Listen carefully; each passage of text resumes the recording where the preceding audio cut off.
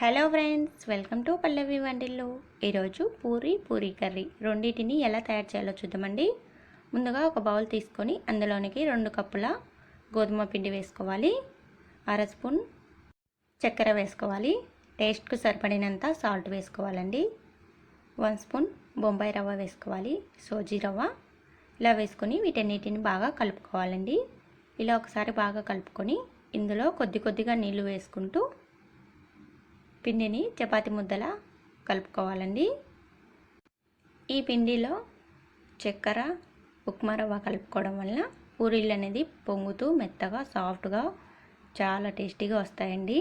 ఇలా ముద్దలా కలుపుకున్న పిండిలో 1 స్పూన్ ఆయిల్ వేసుకొని ఈ పిండి ముద్దకు పట్టేలా మరొకసారి కలుపుకోవాలి.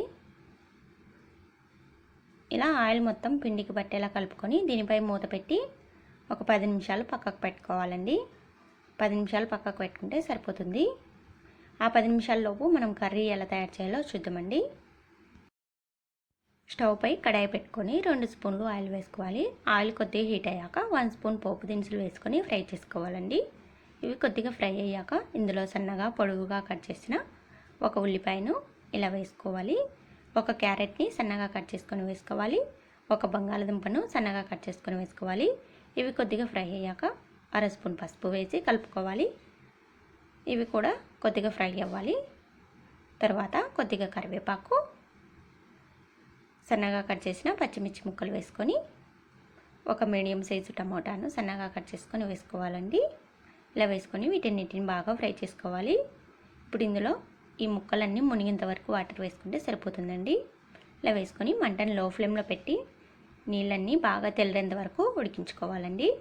ఇలా క్యారెట్, బంగాళదుంప ముక్కలు మెత్తగా ఉడికిపోయాక ఇందులో టేస్ట్కి సరిపడినంత సాల్ట్ వేసుకొని ఇందులోనే ఒక 2 స్పూన్లు శనగపిండిలో వాటర్ వేసుకొని కలుపుకొని పక్కకు పెట్టుకున్న వాటర్ వేసుకోవాలండి. ఇలా వేసుకొని వీటన్నిటిని ఇలా కలుపుతూ ఉంటే మనకు కూర అనేది ఇలా గట్టి పడుతుంది.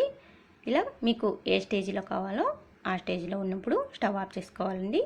కూర అనేది పల్చగా కావాలంటే కొద్దిగా ఎక్కువ వాటర్ వేసుకోండి. కొద్దిగా ఇలా గట్టిగా కావాలంటే తక్కువ వాటర్ వేసుకొని నేను చెప్పినట్టుగా ఇలా చేసుకోండి. ఈ కూర కొద్దిగా గట్టిపడ్డాక స్టవ్ ఆఫ్ చేసుకొని సర్వ్ చేసుకోవాలండి.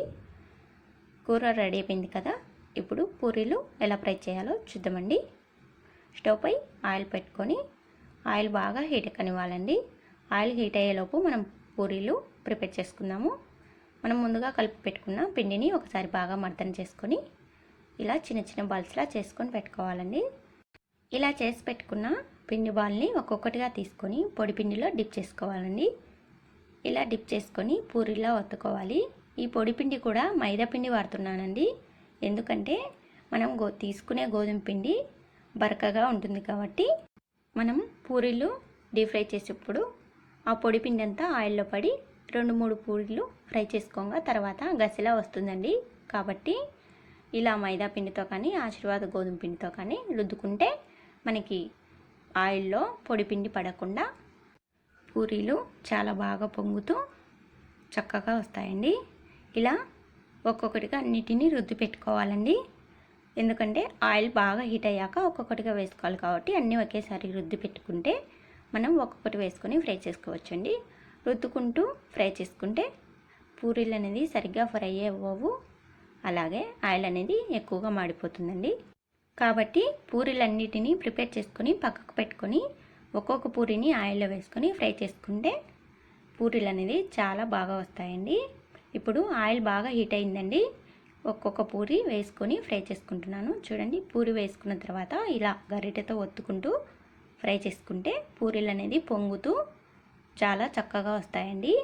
పూరీలు వేసుకునే ముందు ఆయిల్ అనేది బాగా హీట్గా ఉండాలండి. చాలా హీట్గా ఉంటేనే పూరీలు అనేది ఎర్రగా పొంగుతూ వస్తాయి, లేదంటే ఆయిల్ని ఎక్కువగా పీల్చేస్తాయండి. పూరి వేసే ప్రతిసారి మనం ఆయిల్ అనేది హీట్గా ఉందో లేదో చూసుకొని పూరీలు వేసుకొని ఫ్రై చేసుకోవాలండి. అప్పుడే పూరీలు అనేది పొంగుతూ ఎర్రగా వస్తాయి, లేదంటే ఆయిల్ అంతా ఎక్కువగా పీల్చేస్తాయండి. కాబట్టి మనం పూరి వేసే ప్రతిసారి ఆయిల్ని చెక్ చేసుకొని ఇలా పూరీలు వేసుకొని ఫ్రై చేసుకోవాలండి. ఇలా అన్ని పూరీలని కాల్చుకొని పక్కకు పెట్టుకోవాలండి. ఇవి కొద్దిగా చల్లారాక పూరీలు అనేది సాఫ్ట్గా తయారవుతాయి. ఇలా ఒకదాని తర్వాత ఒకటి అన్నిటినీ ఫ్రై చేసుకోవాలండి. గరిటెతో ఇలా ఒత్తుకుంటూ ఫ్రై చేసుకుంటేనే పూరీలు అనేది పొంగుతూ బాగా వస్తాయి. కాబట్టి వేసిన వెంటనే గరిటెతో ఒత్తుకుంటూ ఫ్రై చేసుకోండి పూరీలని. ఈ పూరీలలో మనం చక్కెర, బొంబాయి రవ్వ వేసాం కాబట్టి చాలా బాగా వస్తాయండి. అలాగే సాఫ్ట్గా కూడా ఉంటాయి. చూడండి, పూరీలన్నీ ఫ్రై అయ్యాక ఇలా వచ్చాయి.